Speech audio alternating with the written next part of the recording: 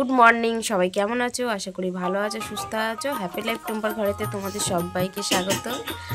নদিয়া জেলার ছোট্ট একটি গ্রাম থেকে আমি টুম্পা। আমার নতুন একটা ব্লগ ভিডিও তোমাদের সবাইকে অনেক অনেক স্বাগত। ঘরের অবস্থা এখন পুরো খারাপ, ঘর এখনো গোছানোই কিছু হয়নি। এই যে টেবিলও খারাপ আছে, সব কিছু এখনো কিছুই, ঠান্ডা লেগে গেছে, কথাও বলতে পারছি না, গোছানো হয়নি, সবই অগোছালো রয়েছে। এই যে সব এক এক করে এবার গোছানো স্টার্ট করব। আর সকাল সকাল না একটু ঘুম থেকে না উঠলে না কাজ করে শেষ করা যায় না। এই দেখো যেমন রাতে যেমন করে রেখে দিয়েছি ঠিক সেরকমই রয়েছে। বাইরে কিন্তু প্রচণ্ড মেঘলা আকাশ, মানে সূর্যের মুখ তো দেখতেই পাচ্ছি না। অবশ্য সরস্বতী পুজো হলে তো সূর্যের মুখ দেখা যায় না, খুব দেরি করে দেখা যায়। আর এবার যে কি সরস্বতী পুজো পড়েছে 2 দিন, আজকে হচ্ছে রবিবার, মানে 2 তারিখ আর 3 তারিখ।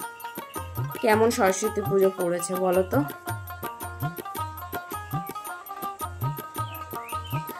তা আগে এদিকে সব গুছিয়ে টুছিয়ে নিই, ঘরদোর পরিষ্কার করে নিই, তারপরে তোমাদের সামনে আবারও আসছি চলে। ঠিক আছে, চলো আগে ঘরদোর গুছিয়ে নিই, তারপরে আবার তোমাদেরকে দেখাতে আসছি পরিষ্কার করে। ও বাবা, এটা কে এসছে? কি করেছো? ও বাবা, ও বাবা, দিদু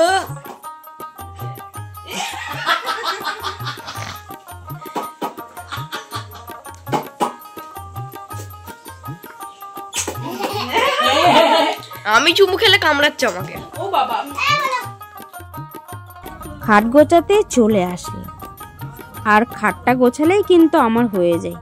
সকাল সকাল স্নান করে নিয়েছি, ঘরদোর কিন্তু সব কিছু পরিষ্কার করা হয়ে গেছে, শুধু খাটটাই বাকি ছিল গোছানোর জন্য, সেটাও গুছিয়ে নিচ্ছি।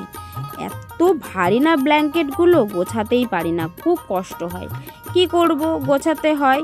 আর এই দেখো কবে থেকে ভাবছি বেড কভারটা চেঞ্জ করব। দেখো বেড কভারটা চেঞ্জ করে ফেললাম, পুরো কমপ্লিট আমার খাট গোছানো।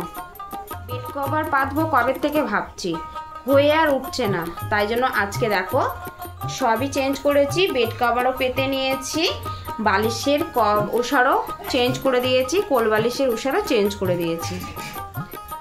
সকালে যতই উঠি কাজের তো শেষ নেই, সবই চেঞ্জ করে দিয়েছি।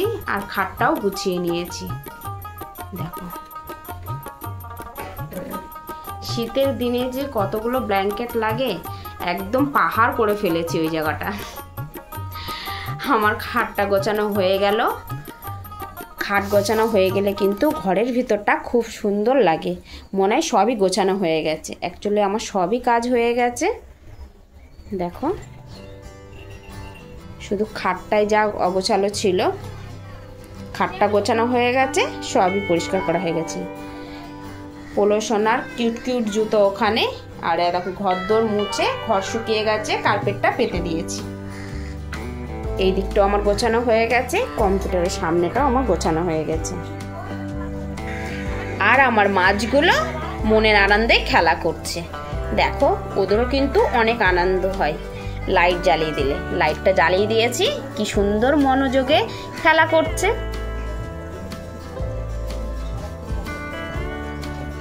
তোমাদেরকে তো বললামই যে আজকে সকালের ওয়েদারটা পুরো কুয়াশায় ভরা। এখন বাজে 11:15, তারপরেও কিন্তু কোনো রোদের দেখা নেই। দেখো পুরো কুয়াশা, মাঠটা দেখা যাচ্ছে মানে ওইদিকে দূরের মাঠগুলো দেখো একদম কুয়াশায় পুরো আচ্ছন্ন, কিছুই দেখা যাচ্ছে না। এই দেখো দুপুরের খাবার নিয়ে চলে আসলাম। আজকেও কুমড়ো সিদ্ধ দিয়েছে মা, আর এই যে কাটে ভাত করেছে। আর ওই যে কালকে যে মাছ হয়েছিল, টক করা হয়েছিল, সেই মাছই আর অল্প কাটা মতন ছিল, তাই আলু বেগুন দিয়ে চচ্চড়ি করেছে। তার সাথে আছে হচ্ছে বাঁধাকপি, মাছের তেল দিয়ে করেছে। আর তার সাথে আছে হচ্ছে মুসুরির ডাল। দেখি আর কি, এই যে বেগুন দিয়ে মাছের তেল ভাজা করেছে। এই হচ্ছে আজকের আমাদের দুপুরের খাবার।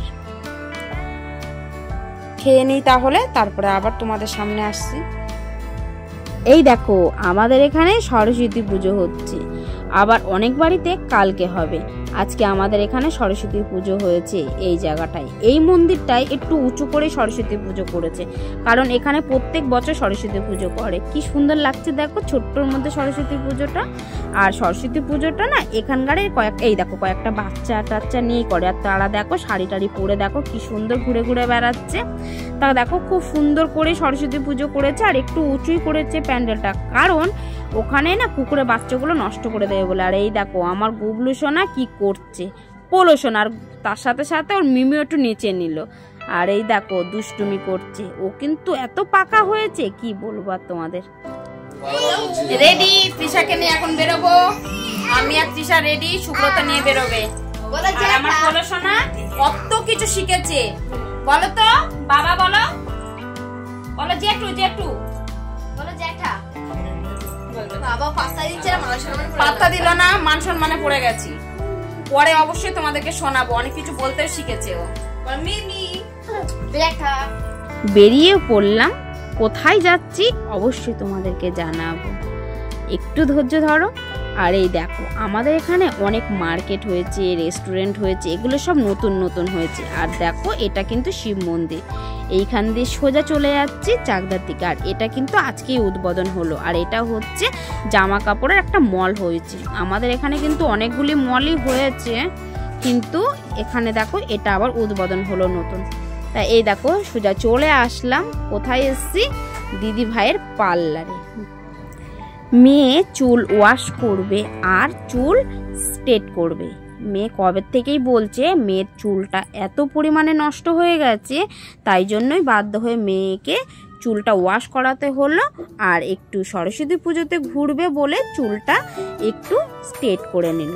আর মেয়ে যখন চুলটা ধুয়ে দিচ্ছে তখন ওই ভাইটা কিন্তু বলল যে মেয়ের চুলটা এতটা পরিমাণে খারাপ হয়ে গেছে, মেয়ের কিন্তু চুলের ট্রিটমেন্ট করার দরকার। তো সত্যি কথা বলতে সেরকমভাবে আমরা পার্লারে যাই না, চুলও কোনো ঠিক করি না। মানে যেরকম পারি বাড়িতে, যেরকম সপ্তাহে দুবার একটু মেয়ে ওয়াশ করে চুল, ওরকম করি। কিন্তু এখানে এসে দেখো দিদিভাই এখানে রয়েছে, আর দিদিভাইয়ের মতন বলে দিচ্ছে, আর চুলে কিন্তু শ্যাম্পুও করে দিচ্ছে। আসলে কি বলতো, আমাদের সময় কিন্তু এরকম ছিল না। একটু সরস্বতী পুজোতে ঘুরবো, একটু শাড়ি পরবো, এরকমই কিন্তু আমরা। আর এরা দেখো কি, এদের চুল স্ট্রেট করতে হয়, সাজতে হয়, সাজ না ভালো লাগলে বারে বারে গিয়ে বলে মা ভালো লাগছে না, এরকম করো ওরকম করো, তাই না? আর আমরা কি করি, সেই অপেক্ষায় বসে থাকি। সেই সরস্বতী পুজো আসলে মজা করব, ঘুরবো, স্কুলে যাব, বান্ধবীর বাড়ি যাব, একটু খিচুড়ি করবে খাবো, তাই না? তা যাই হোক, এদের বায়না আর আমাদের বায়না তুলনায় হয় না, খুব মিস করি গো। দিদিভাইয়ের সাথে একটু গল্প করছিলাম, তারপরে দেখো মেয়ের চুলটা দুজনে মিলে শোকাচ্ছে।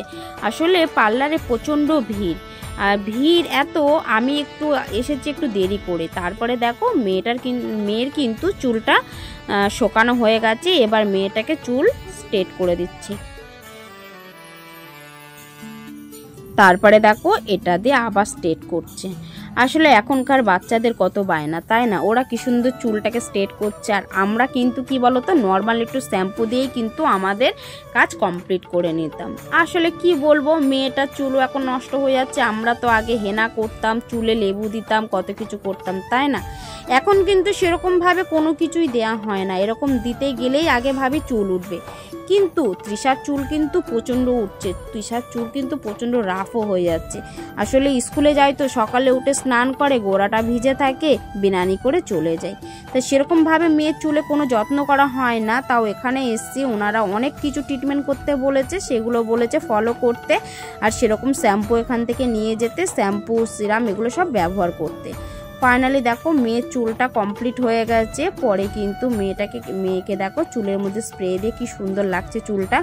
আর ওর কিন্তু চুলটা যতটা লম্বা, এরকম চুলটা করে স্ট্রেট করে চুলটা কিন্তু আরও বেশি লম্বা লাগছে। মেয়ে কিন্তু নিঃশ্বাস নিতে পারছে না। দেখো ওর আবার এইসবে সব কিছুতে অ্যালার্জি, তো ওর আবার ধুলোতেও অ্যালার্জি। তা দেখো মেয়ের চুলটা কিন্তু খুব সুন্দর লাগছে, মেয়ের কিন্তু খুবই পছন্দ হয়েছে চুলটা, মেয়ে কিন্তু খুব খুব খুশি হয়েছে। দেখো মেয়ে বলছে মা কি সুন্দর লাগছে আমার চুলটা, সত্যি বলছি মেয়েটার কিন্তু আমার মেয়ের কিন্তু চুলগুলো খুব সুন্দর লাগছিল। আর চুল ওরা এত সুন্দর করে ওয়াশ করে দিয়েছে। দিদিভাইয়ের এই পার্লারটা কিন্তু খুব নাম গো, এই পার্লারে যেই আছে সে প্রত্যেকের কাটিং বলো তারপরে আইব্রো বলো প্রত্যেকটা কিছুতে এদের নাম আছে। আর এই দেখো দিদিভাই কিন্তু এখানে দাঁড়িয়ে রয়েছে আর আমাকে মেয়ে কি বলছে দেখো চুলটা দেখাচ্ছে মেয়ের, কেমন লাগছে অবশ্যই কমেন্টে জানিও, কি সুন্দর লাগছে না চুলটা। তারপরে কিন্তু আমরা বেরিয়ে পড়লাম বাড়ির উদ্দেশ্যে, আর বাড়ির উদ্দেশ্যে বেরোনোর জন্য কিন্তু টোটো খুঁজছি। আর ফাইনালি কিন্তু আমরা টোটোটা পেয়েও গেছি। তার মধ্যে বসে দেখো দিদিভাই তৃষার জন্য চাউমিন পাঠিয়েছে, তৃষাও চাউমিন খেয়ে নিচ্ছে, আমরাও চাউমিন খেয়ে নিচ্ছি। তারপরে সোজা চলে আসলাম বাড়ি।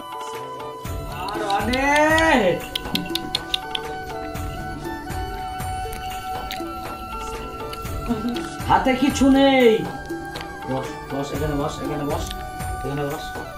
এটা আমার রং, এইটা খুব ভালো জানো।